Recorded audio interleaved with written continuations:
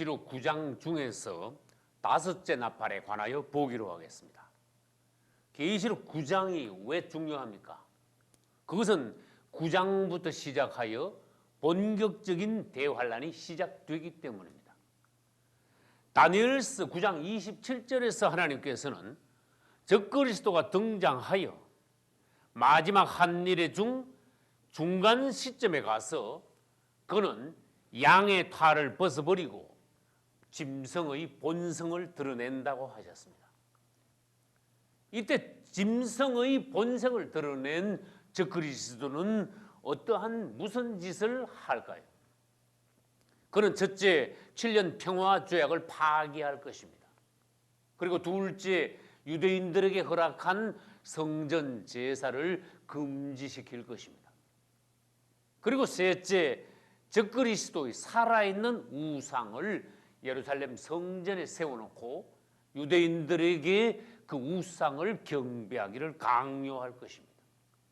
이때 후 3년 반, 즉 대환란이 시작됨으로써 5째 천사가 바로 나팔을 불게 되는 것입니다. 그것은 또 무엇입니까? 5째 천사가 나팔 부는 것은 대환란 중에서 3번의 화가 있는데 첫 번째 화가 시작된다는 것입니다. 그러면 여기서 우리는 대환란에 관하여서 7가지를 보기로 하겠습니다.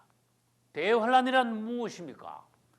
하나님께서 우리에게 보여주신 다니엘의 70일의 중 대환란은 마지막 한일에서 후반부 3년 반에 속하는 것이 대환란입니다. 그러면 이 후 3년 반은 달수로는 몇 달이며 날수로는 며칠이 되겠습니까? 그것은 성경에서도 말씀하셨습니다. 후 3년 반은 달수로는 42달이며 날수로는 1260일입니다. 하나님께서는 마지막 한일에 가면은 모든 사건들을 정확하게 날수까지도 정해 주셨다는 것을 우리는 알아야 합니다. 여러분, 후 3년 반이 1260일이면 전 3년 반도 역시 1260일입니다. 그러므로 마지막 한일에는 날수로 말하면 1260일, 1260일 더하여 2520일이 되는 것입니다. 그 다음 세 번째로 이 대환란은 3번의 나팔 소리로 인하여서 3번의 화로 이루어져 있습니다. 그것은 5째 나팔과 6째 나팔과 7째 나팔입니다. 대환란은 5째 나팔과 6째 나팔과 7째 나팔 그리고 그 속에 들어있는 7대접으로 구성되어 있습니다. 5째 나팔이 부을 때 그것은 첫째 화가 되는 것이며 그 첫째 화는 한때 동안 계속됩니다. 그것은 우리가 오늘 읽은 계시록 9장 1절로 12절까지에 있습니다. 그리고 6째 나팔이 부을 때 그것은 둘째 화가 되며 그것은 2때 동안 계속될 것입니다. 이제 그것은 우리가 오늘 읽은 계시록 9장 12절 이하, 즉 계시록 9장 13절부터 시작하여 11장에 가서 그것이 끝나게 됩니다.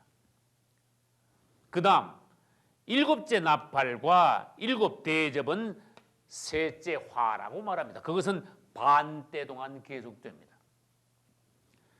이것은 계시록 11장부터 시작하여 계시록 16장 끝에까지 가서 셋째 화가 맞춰지게 되는 것입니다. 그러므로 우리는 첫째 화, 둘째 화, 셋째 화를 보기 위하여 계시록 9장부터 시작하여 계시록 16장 끝까지 보아야 합니다. 그러나 계시록 17장, 18장도 사실은 셋째 화 안에 들어있는 것이라는 것을 우리는 알아야 합니다. 네 번째, 이때 적그리스도가 후 3년 반 동안 무엇을 합니까? 대환란을 일으키면서 후 3년 반 동안은 전 3년 반과 달리 적그리스도가 짐승의 본색을 드러내고 포악한 수정 정치를 하는 기간입니다. 계시록 13장 5절에는 짐승이 42달 일할 권세를 받았다고 하였습니다. 여러분 42달 일한다고 하니까 좋은 일인 줄 알면 안 됩니다. 짐승이 42달 일한다는 것은 후 3년 반 대환란 동안 그가 포악한 수정 정치를 하면서 땅에 대재앙을 일으키고 땅에 있는 거의 모든 사람들을 죽이게 되는 것을 계시록 13장 5절에서는 짐승이 42달 일한다고 하신 것입니다. 질문합니다. 그러면 전 3년 반 동안 저 그리스도는 어떻게 행동합니까? 그는 전 3년 반 동안은 마치 천사인 것 같이, 마치 메시아인 것 같이 그는 자신을 속이고 거짓 평화 시대를 전 3년 반 동안 만들어내는 것입니다. 그래서 전 3년 반은 무엇입니까? 거짓 평화 시대입니다. 그 대신 성도들은 전 3년 반 동안 환난을 당합니다. 이제 후 3년 반에 와서는 아까 뭐라고 말씀드렸습니까? 적그리스도가 통치하는 기간이며 또 대환란의 기간인 것입니다. 그래서 우리는 전 3년 반과 후 3년 반이 판이하게 그 환경이 다르다는 것을 알아야 합니다. 적그리스도의 모양도 극명하게 다르다는 것을 우리는 알아야 합니다. 그 다음 5번째, 이 후 3년 반에 들어와서 적그리스도가 유대인들의 제사를 금지하고 그 대신 예루살렘 성전에 무엇을 세운다고 하였습니까? 자신의 살아있는 우상을 세워놓는다고 하였습니다. 왜 세웁니까? 유대인들에게 이제는 하나님께 경배하지 말고 자신의 우상에게 경배하라고 강요하는 것입니다. 그 결과 무슨 일이 일어나겠습니까? 유대인들과 적그리스도 사이에 큰 전쟁이 일어납니다. 이때 유대인들은 패하여 3분의 2가 죽고 나머지 살아있는 3분의 1은 하나님께서 예비해 놓으신 돛빛으로 도망하여 후 3년 반 동안 주님 앞에 양육을 받게 됩니다. 할렐루야. 그 대목에 대하여서 계시록 12장 6절과 14절에는 같은 말씀을 해놓으셨습니다. 여자가 광야로 도망하며 1260일 동안 하나님의 예비하신 곳이 있더라. 여기서 여자는 유대인들을 말합니다. 그 다음 6번째, 성도들은 이때 어떻게 됩니까? 후 3년 반 대환란 이전에 이미 성도들은 휴거되었습니다. 그러므로 땅에서 대환란이 일어나는 동안 하늘에서는 휴거된 성도들과 우리 주님께서 공중 혼인잔치를 하고 있는 중입니다. 주님을 찬양합니다. 그 다음 성도들은 휴거되었고 유대인들은 돛빛으로 도망가서 하나님 앞에 양육받고 나머지 땅에 있는 사람들은 자연히 불신자들이 됩니다. 다만 우리가 알아야 될 것은 불신자들 가운데 누가 섞여 있는가 하면은 표는 안 받았지만 엉터리로 신앙생활한 교인들이 휴거되지 못하고 땅에 버려지는 경우가 있습니다. 그들이 불신자들과 같이 섞여 후 3년 반 대환란의 큰 재앙을, 큰 환란을 겪게 될 것입니다. 그러므로 마지막 아까 말씀드린 대로 7번째는 대환란 후 3년 반 동안 불신자들은 환란을 통과하면서 거의 죽어버리고 만다는 것입니다. 질문합니다. 대환란에 들어가는 사람들은 대부분이 하나님의 인을 맞지 못하고 적그리스도의 표, 즉 666 표 받은 사람들이 대환란에 들어갑니다. 그러면 666 표 받은 사람들이 대환란 동안에 살아남을 수 있겠습니까? 다 죽어버리게 됩니다. 그러면 대환란이 지나면 땅에는 아무도 없습니까? 그래도 남아 있습니다. 대환란 후에, 직후에 아마겟돈 전쟁을 위하여 하나님께서는 사람을 수억을 남겨둡니다.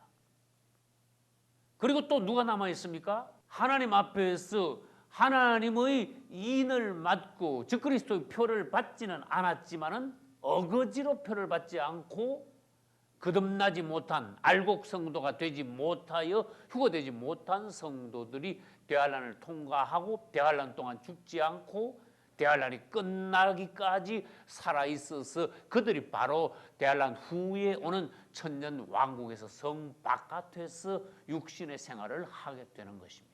할렐루야. 성도들 중 표를 받지 않았다고 하여, 즉 666표 받지 않았다고 하여 모두 다 들림받는 것은 아니라는 것입니다. 우리는 분명한 사실을 알아야 합니다. 농부가 추수하여 알곡만 곡간으로 가져갑니다. 우리 하나님께서는 성도들 중 온전히 거듭난 성도들만 휴거시켜 데려 올라가심으로써 혼인잔치에 참석하게 하십니다. 그러면 오늘 계시록 9장 1절부터 시작하여 대환란이 어떻게 진행되어 가는가? 특별히 오늘의 주제는 무엇입니까? 대환란 중 첫 번째 화인 다섯째 나팔이 불리워질 때의 사건입니다. 9장 1절에서 다섯 번째 천사가 나팔을 불기 시작합니다. 그것은 아까 말씀드렸습니다. 다섯 번째 천사가 나팔을 불면 무엇이 시작됩니까? 후 3년 반이 시작되며 대환란이 시작되며 그 중에서도 다섯째 천사가 나팔을 불 때 첫째 화가 시작이 되며 그 첫째 화는 한때 동안 계속될 것이라는 것입니다. 이제 다섯째 천사가 나팔을 불 때 후 3년 반 대환란의 첫째 화가 시작이 됩니다. 그때 요한은 무엇을 보았습니까? 나팔이 불리워지자 하늘에서 별 하나가 뚝 떨어지는 것을 보았습니다. 이 별이 떨어졌는데 이 별이 그냥 별이 아니라 의인화되어 있습니다. 이 떨어진 별이 무지개 열쇠를 받았다고 하였습니다. 그럼 우리는 빨리 알아야 됩니다. 아, 이 별은 우리가 말하는 지금 하늘에 있는 별이 아니구나.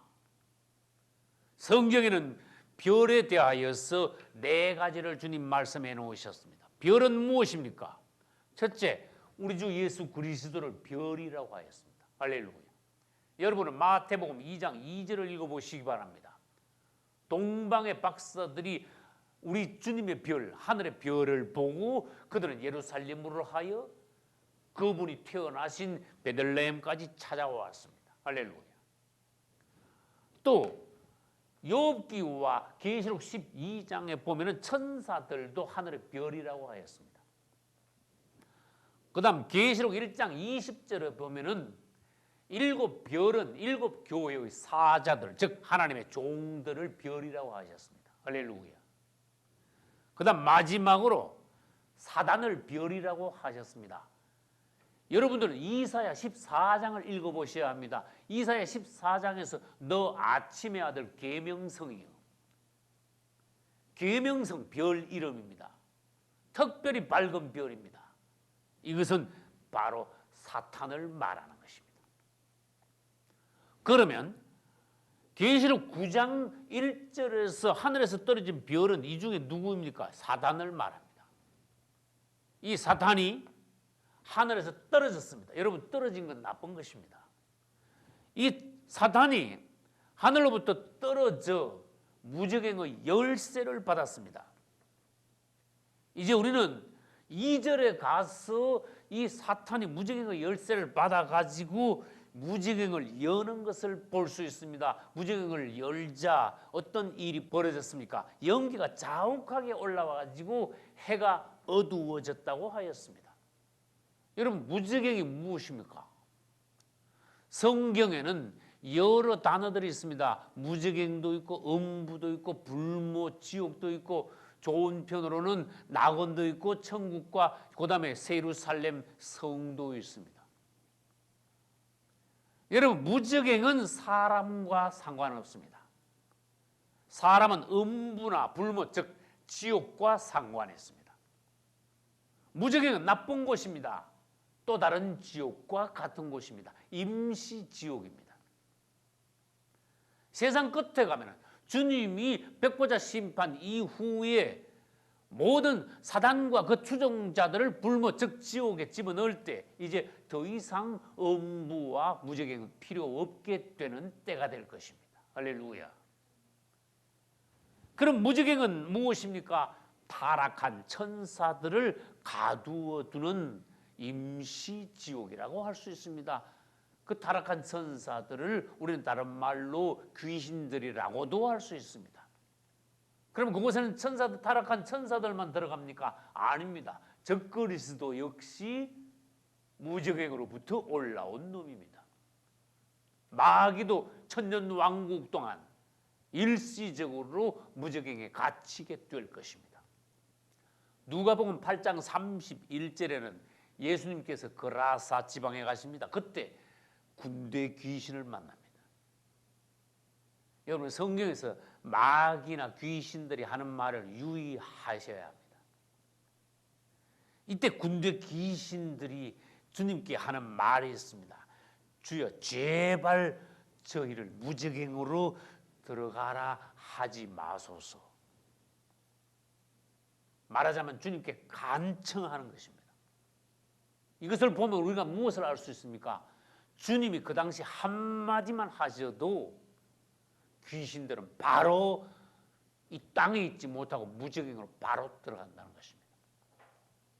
그들은 그것을 대단히 두려워하고 있다는 것입니다.